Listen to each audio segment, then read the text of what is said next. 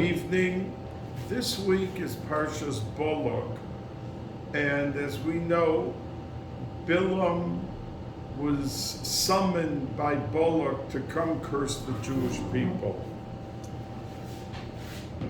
The Gemara asks, when did Bilam think that he would have the opportunity to curse the Jewish people?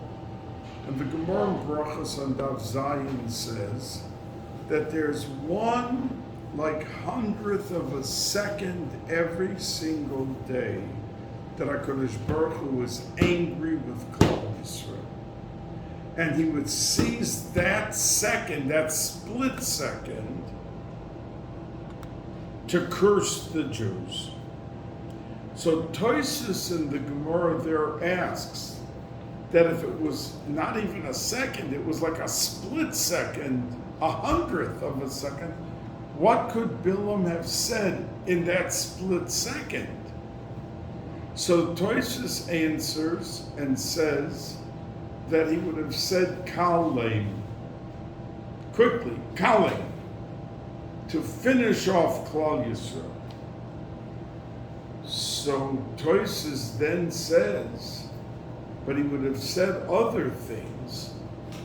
But once he had his foot in the door with the word Kalem in that split second, he could have piled up all the other items and curses that he wanted to put on Klal Yisrael. The Baal Shem Tov from this Tosfos concludes that if a person davens in the morning, and let's say Chatzos is at 1 o'clock, he is able, as long as he begins Shemona Esrei, 10 seconds before Chatzos, and he just says the word Baruch, he has his foot in the door, and the Shemona Esrei goes in.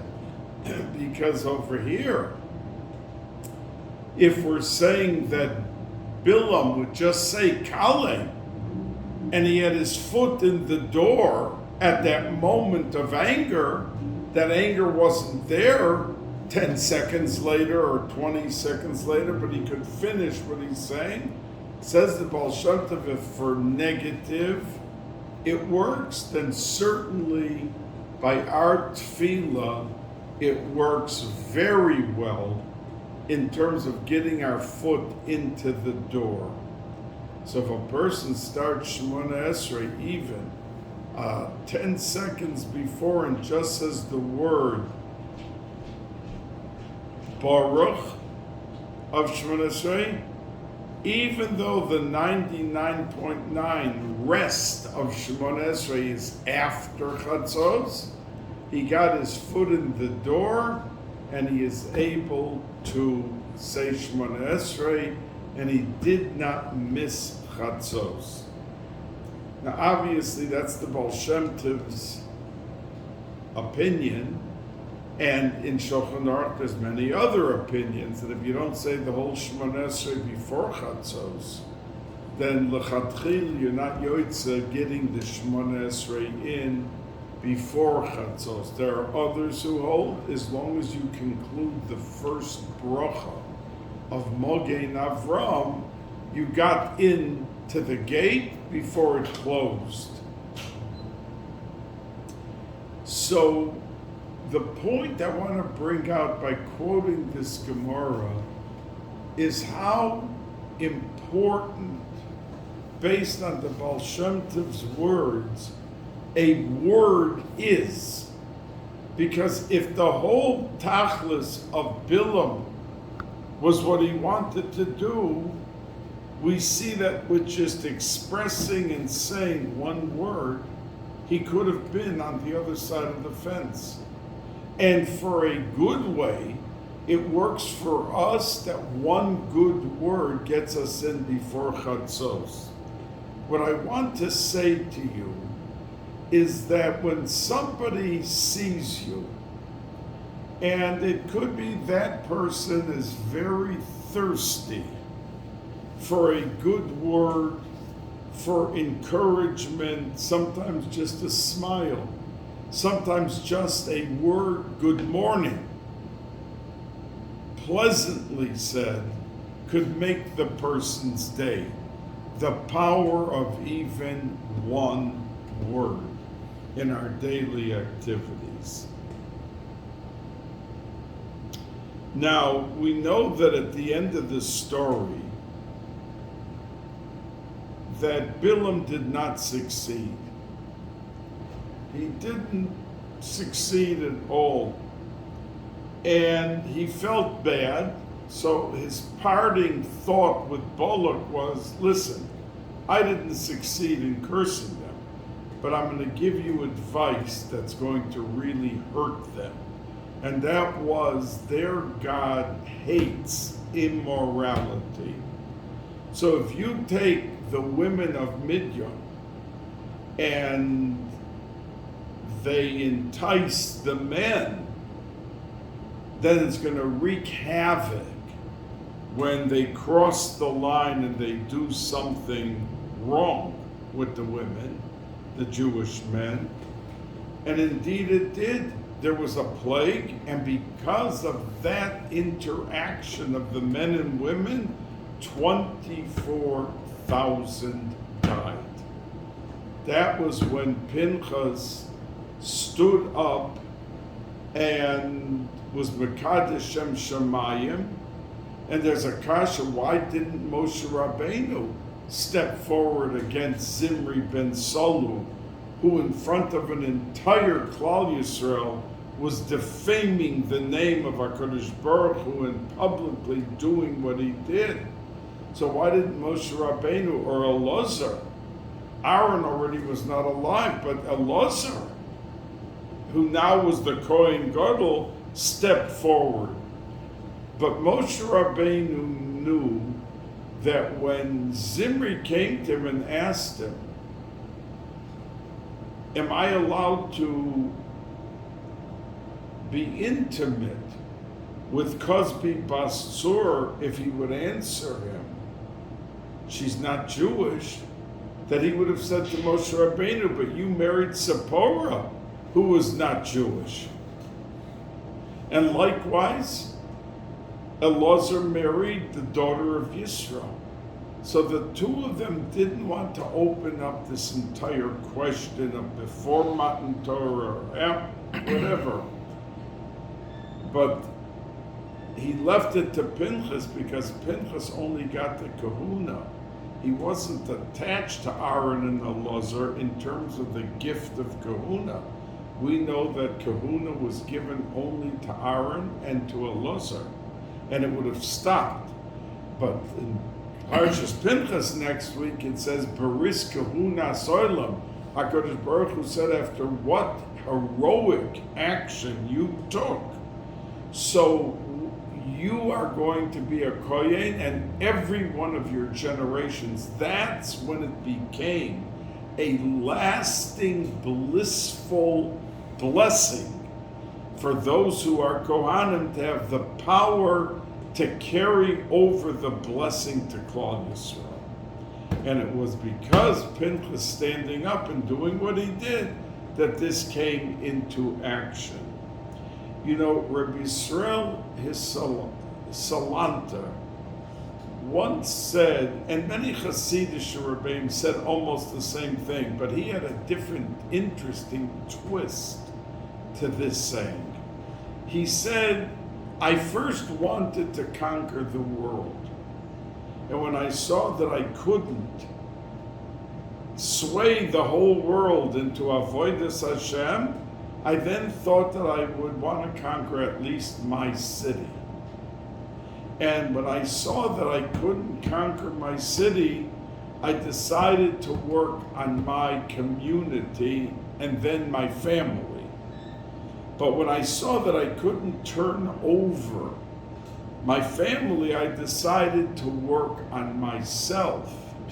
And that's where it landed my work of my lifetime. Now the Hasidic Rebbeim who said this said basically the same idea. But Rabbi Yisrael Salanta ended and said, but I realized after all was said and done that had I began with myself, not with the whole world, then I would have been able to move on after I conquered my Yetzer Hara and I threw myself with a thrust into Avodas HaKodesh, that I would then move on to my family and conquer them. And then onto the city, and then onto the country, and then onto the world. But a person has to realize that it begins with himself, and then we can conquer a world. And a person has to realize that every word and every action is directed in that place on the general map and the panorama of his life with what he did with himself, rather than the overall magnificent, magnanimous efforts with everybody else. A person has to realize that it begins with himself, and from that he can move on. Now Rashi says to us that when Bilam finally left and he went with the Sarei Moav, the Sarim, the ministers of Balak, who sent them to him to get him to come. So Rashi says that when he was on his way, that he saw, the donkey saw the Malach with a roving sword that he was swaying in the area, and that's why he kept going off of the path. He didn't want to kill himself, and he didn't want to kill Bilam. But Bilam didn't see it. And Bilam was furious with the donkey that he was taking him off of the road, and he didn't see the Malach, so he couldn't imagine why he was doing this. Now, Rashi says on this story that it was a Malach shel Rachamim, that the Malach who was on the path trying to stop them was a Malach of mercy and pity. And it says v'char b'shalufa b'yodo. Now, the Meforshe HaTorah asks, why does Rashi say that it was a Malach of Rachamim? A Malach of Rachamim doesn't carry a sword. A Malach of Rachamim is full of mercy and pity. What did he do with a sword? It seems contradictory to his mission in life. But the answer is that many times people view something like a cherev. They're doing a shidduch, and it was about to be, and suddenly the Kallas family decided they're not doing it. And it wreaks havoc in the family of the chassan. They're besides themselves. It's the end of the world. Here they were ready to do a beautiful shidduch, and they were all excited. And then the Kallah decided no. So these type of disturbances and differences that come up in our lives, we view as a cherev, a major disappointment, a destructive force. It could have been, it should have been. But we have to know, and Rav Pam used to quote this all the time, that when events happen, it may look like the end of the world to us, but it may be the beginning of the world for you. It may be the best thing that happened. You know that in Russia, Rav Yaakov Kamenetsky, Zecher Tzadik Levracha, was vying for a rabbonis. There were two people being considered by the town. And Rav Yaakov wanted very badly the rabbonis because it was a choshev place and he wanted it. And at the end, the city gave the other person, the other Rav, the position. And Rav Yaakov was disappointed. So Rav Yaakov then talked in Seattle, and he went to Toronto, and he ended up in Torah Vodas. But there was disappointment that he didn't get that position. That city, 2 years later, was attacked by the Nazis, and every person, including the new Rav, was killed. So what Rav Yaakov looked at like a disappointment. But when you came full course, full circle, and you see what Hashem did, he saved him. He would have been the Rav there, he would have been killed like everybody else. So what looks like disaster to us quite often is not such disaster. It may be the biggest favor in life. HaKadosh Baruch Hu is sending us a tremendous chesed. And that chesed comes from the Malach of Rachamim. Because you think it's destructive, but he was trying to save his life. He was trying to discourage him. Had Bilam not gone, he never ever would have been embarrassed. It says that Balak said to him at the end of the whole story, Barach lecha, run home, run home. So they asked, why did he have to say that? I mean, just tell him, okay, we're done, goodbye. What do you mean, run home, Barach?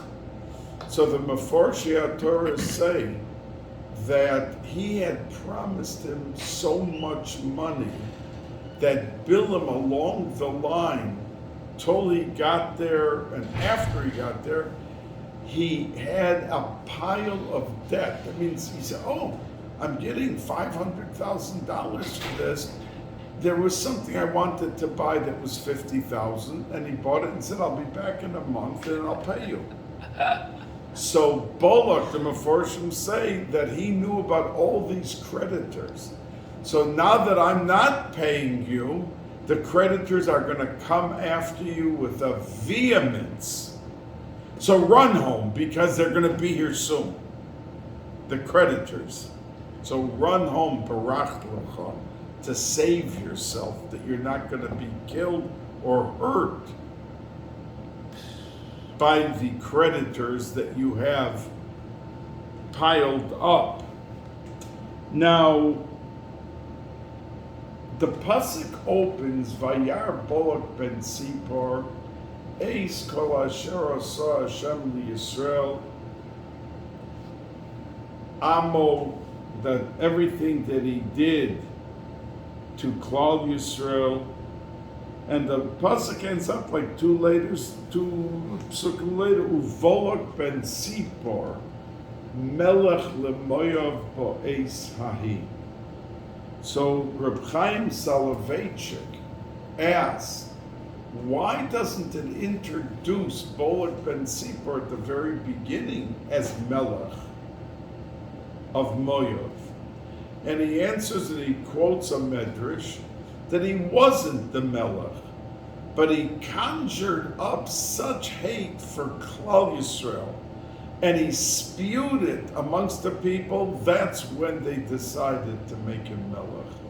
Oh, you have a vehemence against Klal Yisrael, you're going to be our leader.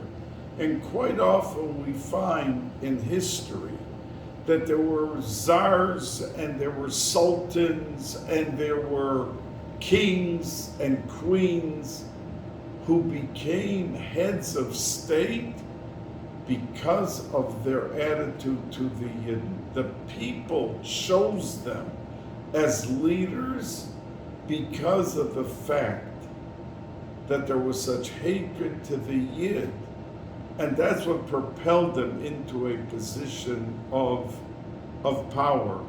Because we have to make no mistake about it. There is no such thing until Mashiach will come as deep down as Goyim and others having true love for us. And if history didn't teach it, nothing will teach it to us, because there was no country in the world that was persecuted, that is not either persecuted or expelled, except for India. India is the only country on the globe that never did anything against the Jews. Besides India, if you pick any country you want, we can show you through history how they have a history of Jew hating and in one way or another persecuting, not allowing them regular commerce or to participate in the business arena or expelling it, whatever it is. But every country stepped forward. And that's what propelled Balak into that position, quotes Reb Chaim Soloveitchik from the Medrash, to become the Melech over there. Now, the Pasuk says that the message from Balak to Balaam was Lachona Orali Vikavoli. In other words, two expressions of curse for me, these people. Now, everyone asks, why did he say Li? He could have just said, please come and curse. What do you mean leave for me? I mean, obviously I sent you people, I'm offering you money, I'm offering you covet and everything else. But the Meforshim explain that Bilam knew what Avram Avinu was told. Avram Avinu was told by HaKadosh Baruch Hu that Va'avarecha mevorachecha, those who bless you will be blessed, and those who curse you are going to be cursed. Bilam, the Meforshim say, knew that. But he hated the Jews also, as much as Balak did, that he didn't care if he would go down in the process. And that's why Balak said that. He didn't care. He said, L'chok orali, I will end up being cursed, because Avram Avinu was told that those who curse, the Jews will be cursed. So I know that by you giving them a curse, I'm going to be cursed. So be it, as long as they come down, as long as you bring down the Jews. Now, we see, for instance, there are suicide bombers. These people know they're giving up their life.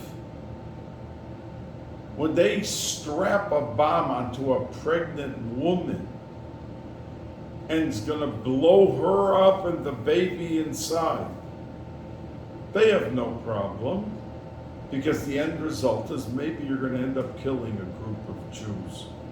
Why wouldn't they be concerned about themselves? Maybe they want to throw the bomb, but not to injure themselves. But the hatred is so blinding that they can't see beyond that.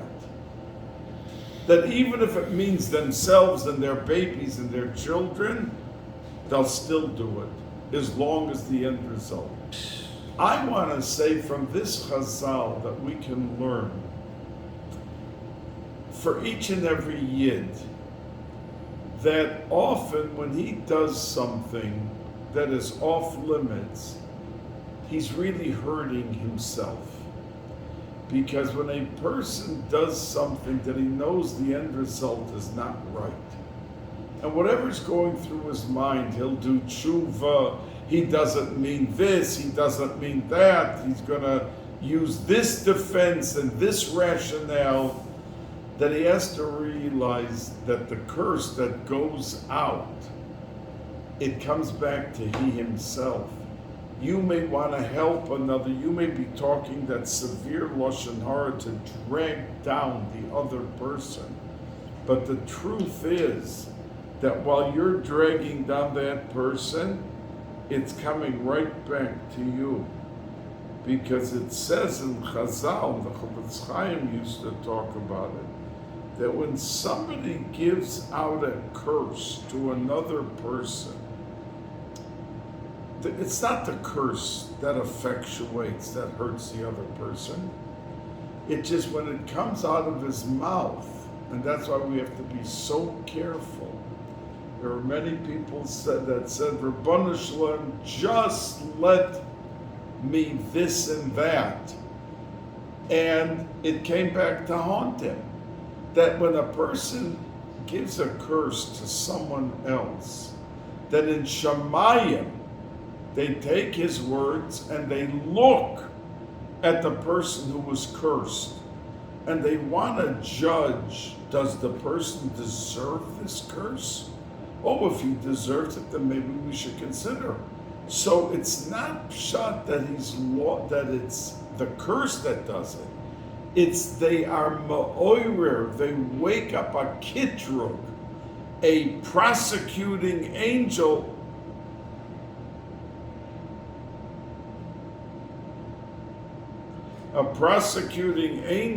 against the person because of what was said down here in this world. Now I want to tell you a story which the Baal Shem Tov had a student whose name was Reb Nachman Horodenka. And he was not married, he was around 20, 21 years old. He was a youngster, but he was a Baal Ruach HaKodesh. He was one of the Chevraya of the Baal Shem Tov. And he went on a trip to Turkey. In those days, Istanbul, which is now the name of the capital, I think it's the name of the capital, was called Constantinople. And he came to Constantinople, and the Jews, many Jews lived there in those times. They heard that this is a student of a chassid of the Baal Shem Tov, and he's not married. Let's talk him a shidduch. So they spoke of a shidduch, and the engagement took place, and the day of the marriage came, and they were under the chuppah, the chassan and the kala, and then they went into the yichud room, the room that every chassan kala must go immediately after the chuppah. There are different opinions if it's for 5 minutes or 7 minutes or 9 minutes. Rav Moshe holds one way and Rav Yaakov another way. But it's a few minutes that they must be in seclusion.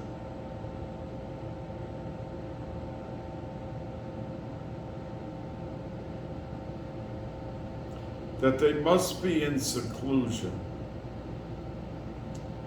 And if there's no yichud, the chuppah is not chal. You must have yichud afterwards.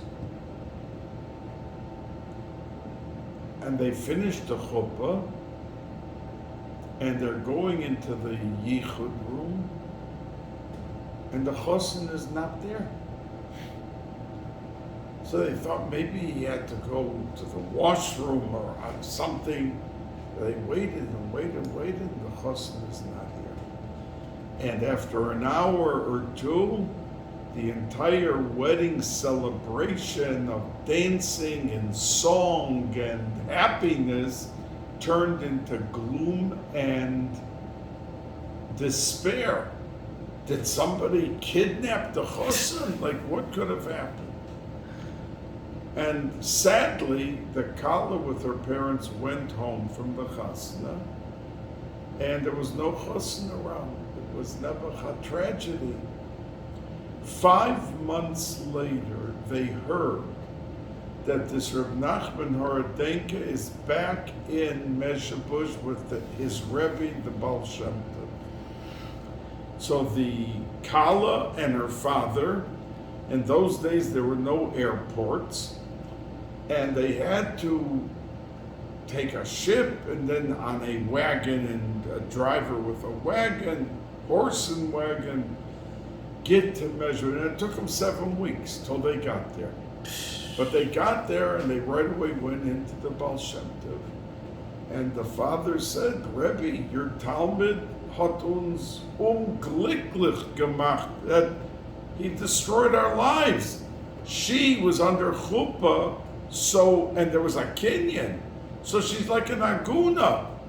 And we thought, Nebuch, maybe something happened, he was kidnapped. But we hear he's functioning very well right here in Mezhebush.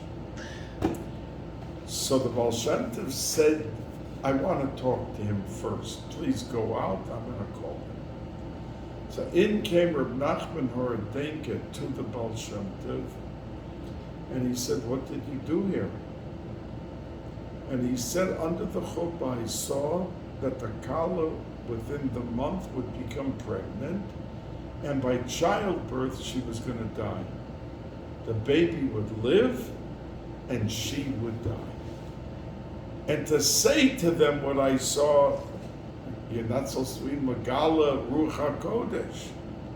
But to marry her, a young girl, 19 years old, and kill her, I didn't want to do that either, so I just had to run away.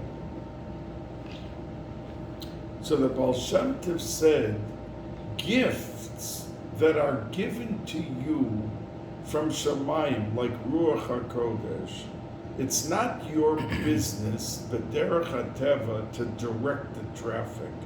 If min Shamayim, this was your shidduch and you had the chuppah, you can give her tell her what you saw, and you give her the choice. So they told the father and the daughter what happened, and the daughter said that such a tzaddik, it's kedai for me to have a son from him, even if it means giving up my life. And they continued, they brought Adam, they had the yichud, they did whatever they had to do. And she did become indeed pregnant. And when she was in the 9th month, she started to daven, Rabbana Shalayla, I know I accepted to die by childbirth. But I'm begging you, since I know that it's going to be a boy, let me live to the bris. Give me the extra 8 days. And she started davening, please, just let me live to the bris. Just let me live to the bris. She gave birth to a boy, and they named the boy Simcha, and by the bris took place, and they named him Simcha, and she died that day. And her husband said, Nebuch, a terrible Rachmanis, because the day that she accepted to be married to me, knowing she was going to die when she gave birth, they tore up in Shamayim the whole Gezerah. But she started davening, just let me live to the bris, just let me live to the bris. So she brought it on herself, that she died at the bris. That's what she kept davening for. But she didn't have to, because they tore up the Gezerah. And just as a parenthetical comment, this Simcha, when the mother died after the bris, Odel, the daughter of the Baal Shem Tov, went to the father, Reb Nachman Horodinka, and said to him, what are you going to do now with an 8-day-old baby and your wife just died? Let me take him into my house, and you come every day to visit him as much as you want. But a newborn baby, you don't know how and what to handle. And that's what happened. This Simcha grew up in the house of Odel.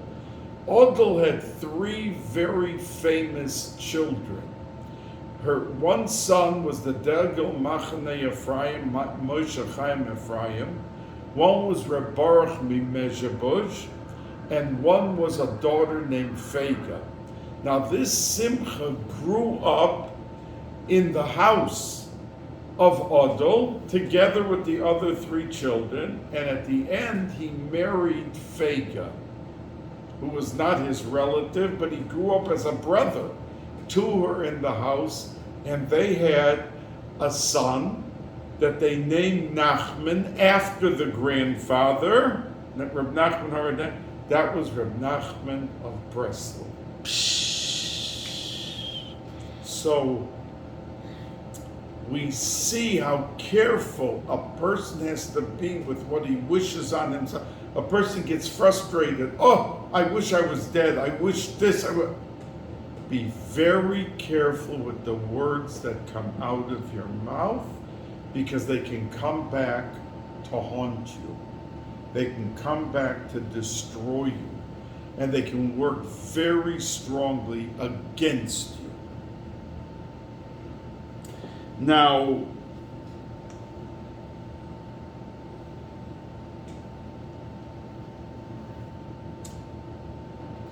Bilam said, Lu yesh cherv biyadi, that halavai I had a sword in my hand, I would kill you right now, he said to the donkey. Rashi says on that statement that genus gedoyla, that it was seen by the Sarim. Don't forget, Bilam wasn't traveling alone. He had the Sarim, the officers of Balak, going with him to escort him. And when they heard him say to the donkey, I wish I had a sword in my hand, I would kill you right now. So it was a genus. It was like something they looked down at him. You're supposed to be the big prophet, and you're coming with your mouth to curse Klal Yisrael. Why can't you just say to the donkey, drop dead? Why do you have to say, I wish I had a sword to kill you, if your mouth is supposed to be so powerful? And that's what Rashi is saying.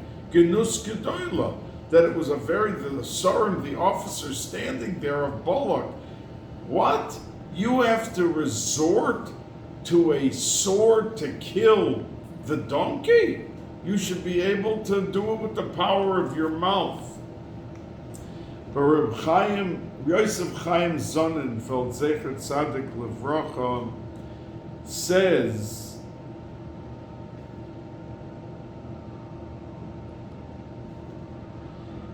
that saying a curse, as we just spoke, is only ma'orer the kitrugin shamayim.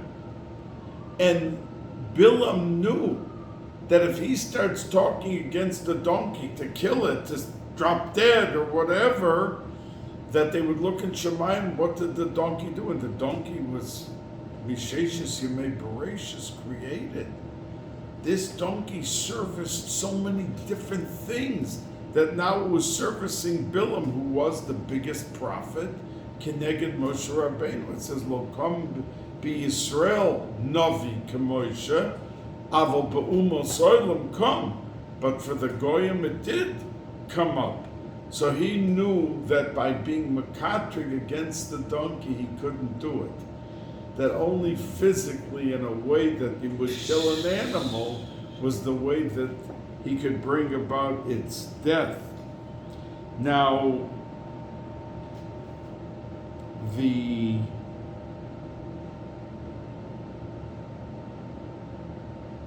in our Haftorah, at the end, the psukim of our Sedra, Balak, there's a lot of code there, like there's a pasuk, Rosh Surim Arenu, Umigvaos, and from the heights, I won't see him. And on that pasuk, continued Rabbi Yosef Chaim Sonnenfeld, that we know that there was no bris milah in the time that they were in the midbar. That means they didn't bring a korban pesach the whole time that they were in the midbar. The only time they brought was when they were leaving Mitzrayim. And as the Targum Yonasan ben Uziel says, they were picked up al kanfei nisharim, because you're not allowed to bring it out of Yerushalayim, out of Har HaBayis. And the whole Klal Yisrael was brought from Mitzrayim to Eretz Yisrael. They brought the korban pesach and ate it, and then they were transported back to Mitzrayim. But after that, when they went out, they never brought, because a oral, someone who doesn't have a bris milah, is not allowed to bring a korban pesach, because the winds, the Medrash says, did not allow them to have a bris, because the healing of the atmosphere, of the air that is provided to every mohel, to every boy that is circumcised and has the bris, it provides that healing in the atmosphere besides everything else. It was not there. It was not in the midbar, so there was no, but it says when they got the Haftorah, our Haftorah says, Minash Shitim ad HaGilgal, from the place of Shittim, or Moab, where this whole story took place, until the city in Eretz Yisrael of Gilgal. Now what happened? They couldn't be cursed, and one of the things that Bilam wanted to say is they didn't do a bris. This is your Klal Yisrael. They didn't do a bris. But the answer would have been that they couldn't do it because it was a sakana. But what is the proof that the mitzvah of milah was so choviv and choshev to them that when they would be in a position to do the milah, would they do it or wouldn't they do it? So when they got to the city of Gilgal, it says, the first place that they were able in Eretz Yisrael to give everyone a bris, there were thousands of bris milahs, and they used to pile up the orla in piles, and there was tremendous piles, tens of thousands of orlas of the foreskin from the milah piled up. So Gilgal proved that it wasn't that they didn't do it because they didn't want to be Mekayim the mitzvah. They were Mekayim the mitzvah the minute they had the chance to, which showed it wasn't a lack of appreciation or love for the mitzvah. It was simply the healing process. They couldn't do it.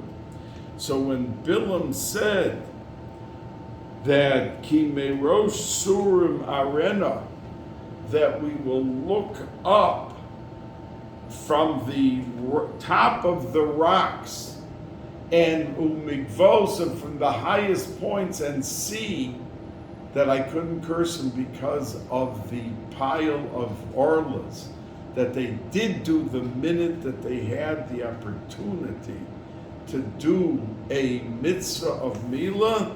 They did so without any hesitation. Now, we know, and the Pirkei de Rebbe Lozer says that on the pasuk of what Bilam said, Oy mi yichya misumo el, that woe is to the generation that you have to live with someone misumo el. There were only two nations that HaKadosh Baruch Hu put his name on: Yisrael, the Aleph Lamed at the end, and Yishmael. And Yishmael got that gift. But he said at that point, Bilam, I'm going to tell you a little bit about the future. This people are going to be tortured till Mashiach comes by the other one that had the name El put on. Now, we know that Esav, the Christians, came from, but Yishmael are the Arabs. And the Chavetz Chaim said 100 years ago, prophetically, that, and in those days, for instance, Saudi Arabia didn't even know that it had oil. When they discovered, they became the multi-billionaires. But it wasn't from 200 years ago or 100. 80 years ago, 90 years that they started developing and bringing out. But until then, the Crusades went after them as they went after the Jews. They wanted everyone to convert to Christianity. But then we see that after all those threats of Christianity subsided, there are no more Crusades. I mean, they're still trying to proselytize and make Yidden Goyim, but the Sakona part is in the hands of Yishmael, and that's what Bilam predicted and said publicly before he went back to his country. We know that Moshe Rabbeinu, for this story, and ending up that he gave the eitzah of immorality, that before Moshe Rabbeinu died, he said, we have one more item that we have to avenge before I can die, and that's to go out against Midian for what they did to our 24,000 that were killed because of that. And it was in that war that they went out, and even Levi, Shevet Levi, who never went out to war, that time they went out also, and they killed Bilam in that war, which is in Parshos Matos, which we will discuss more about at the appropriate time. A gute Nacht, and everyone should have a wonderful, wonderful week. It's 50 minutes.